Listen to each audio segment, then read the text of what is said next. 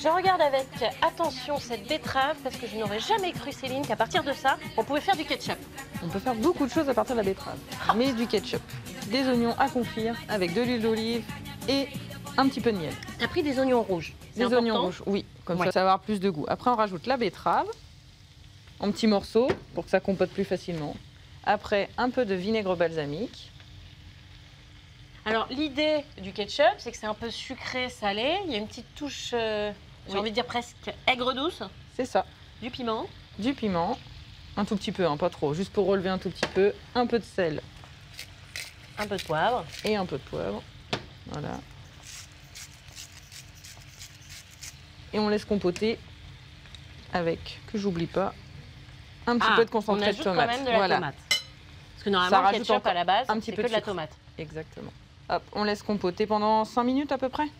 À D'accord. feu assez vif. Hein. Donc, la betterave, elle va être cuite. Oui. Une fois que c'est compoté, on mixe Voilà, bien, bien, bien.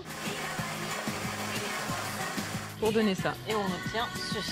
Alors, ça ressemble à du ketchup de tomate classique. Ça a presque l'odeur du ketchup de tomate, mais ce n'est pas du ketchup de tomate. D'où la magie de la betterave. De la betterave. Et donc là, c'est prêt. Il n'y a plus qu'à goûter. Il n'y a plus que... Bah oui. Regarde, il me reste encore plein de radis. Tiens.